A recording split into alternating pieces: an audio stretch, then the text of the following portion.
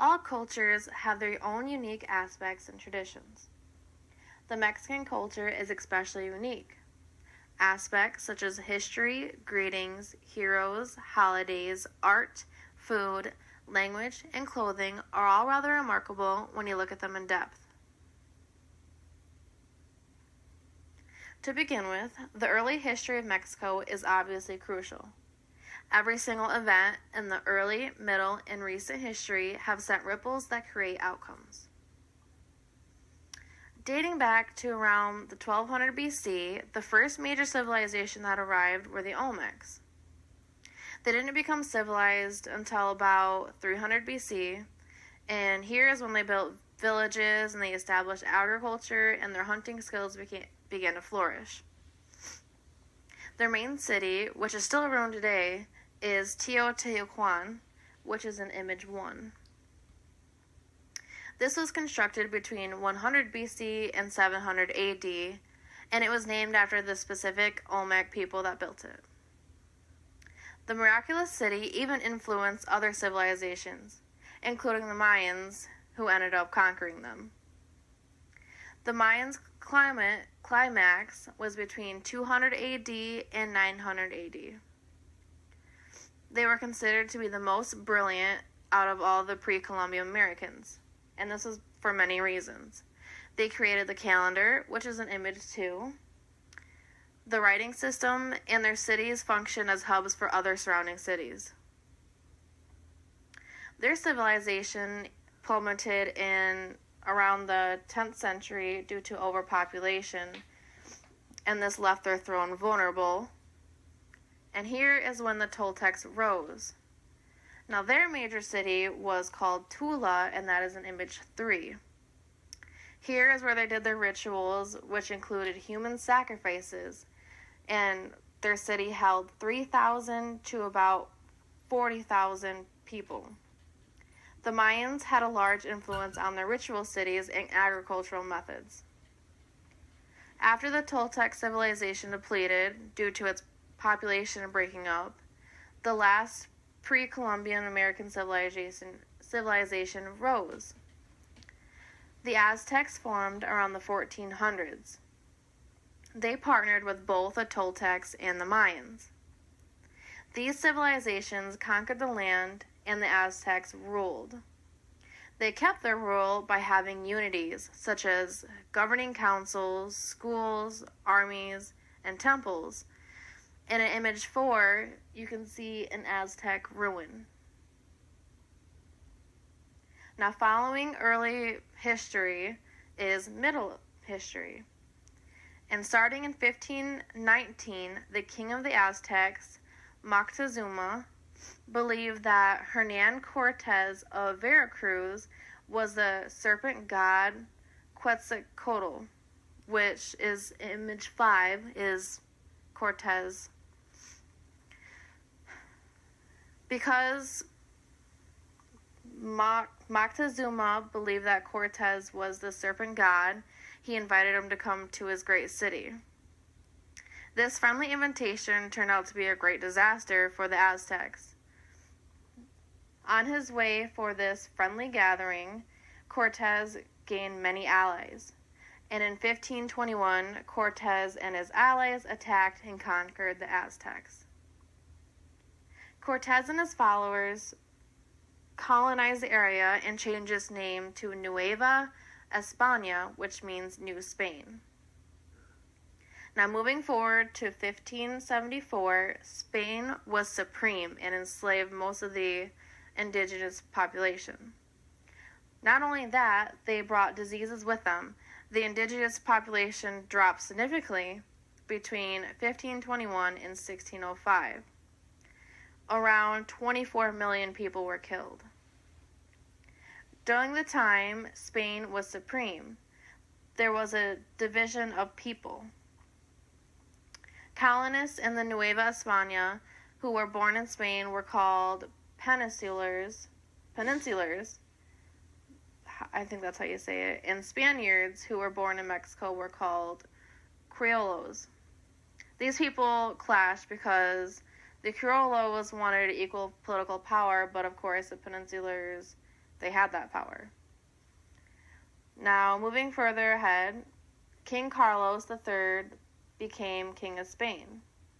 The Catholic churches held a lot of power in this time, and the King of Spain didn't like that. In result, he expelled all of them, and that was about in the 1700s. Finally, moving forward to the recent history, this starts in 1810, and a call of rebellion was placed by a priest. This call sparked a response in 1821 to gain Mexico's independence from Spain. Vincent Guerrero and Augustin de Iturbide began the Mexican Constitution. A year later, Augustin declared himself emperor. About 1823, he was overthrown by the writer of the new Constitution, Antonio Lopez de Santa Anna, and he is in image 6. The Constitution that he created formed a Mexican Republic, which consisted of 16 states and 4 territories. For the next 16 years, Santa Anna served as president, and at the end of his presidency, the Alamo occurred, which was Texas's war for independence from Mexico. And in this battle, Santa Anna, he had a large army, and they outnumbered the Texans, and that caused the victory. Later, Santa Anna was defeated during the Mexican-American War, which image 7 depicts this war. And then he was later exiled in 1855. The new president, Porfirio Diaz, served from the years 1876 to 1909, and because of this, in 1910, the Mexican Revolution began. And this was because he favored the wealthy and he completely ignored the poor. And this revolution lasted until 1920, so about 10 years, and it left 2 million casualties. In the road to recovery from this rebellion, Lázaro Cárdenas became president in 1934. With him came the rebirth of the ejido system, and this is where areas of communal land used for agricultural. And this was also an ancient system. Finally, World War II pushed the development of roads, factories, and irrigation systems. In conclusion, Mexico's progress is clear. Everything from the ancient civilizations to the rebellions have influenced present-day Mexico. Next up is Maddie Gard with Greetings and Heroes. Hi, my name is Maddie, and I will be talking about the greetings and heroes in the Mexican culture. First, I will begin with greetings, starting with handshakes. Handshakes are a very common greeting all around the world, but especially in the Mexican culture. Men give handshakes with other men, and sometimes with women, only if they extend their arms first. Another common greeting is bowing. Men bow when they are first meeting a woman or starting a conversation with women they may know or may just be talking to for the first time. It is common to stand closer together when you are with people you are familiar with or get along with well. They tend to stand further away when they are just meeting someone to show they are not rude, or to people they do not like because they don't want to be too close to them. Hugs are also a very common greeting in the Mexican culture, not only here but all around the world. Hugs are used when saying goodbye or hello, or even for comforting someone. Next, I will begin talking about Mexican heroes. The first Mexican hero I will begin talking about is Benito Pablo Juárez. He is known as a Mexican hero because he fought against foreign occupation and helped with forming the Democratic Federal Republic. He was president from 1861 to 1872. Next, I will talk about Moctezuma, another Mexican cultural hero.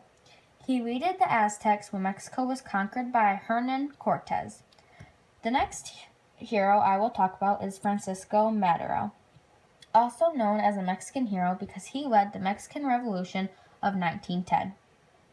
Another hero I will be talking about is Father Miguel Hidalgo. In 1810, he led a rebellion against Spain. Eventually, Spain defeated them and Father Hidalgo was executed. The next hero I will talk about is Porfirio Diaz. Also known for being a great impact on the Mexican culture, he is a huge hero because he was a soldier, established a strong, centralized state that he kept in control for many decades. He was also president from 1877 to 1880 and from 1884 to 1911. Many people thought of him as a hero because of all the things he did. They believed he saved lives and deserved the title hero. Lastly is Jose Maria Morelos y Pavon. He led the second phase fighting for Mexicans' independence. After the death of Hidalgo, he was one of the greatest heroes in the Mexican culture and will forever be known as that. Those are important Mexican culture greetings and heroes. Thank you, and next up is Morgan. Hi, I'm Morgan Willis, and I'm going to be talking to you about Mexican holidays. There are many holidays that are celebrated in both Mexico and America, but there are other holidays that are celebrated quite differently, but we still compare to American holidays. The first one I'm going to be talking about is Año Nuevo, which is New Year's Day, celebrated on January 1st, and there's also a New Year's Eve, which is celebrated on December 31st. And during these times, fireworks are lit and many people are drinking champagne to celebrate the new year. Fancy dinners are also made for the celebration.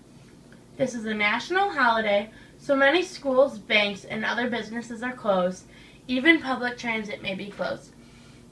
The picture in the top left of the screen is a picture of fireworks and champagne because those are both things that are involved with Año Nuevo in Mexico.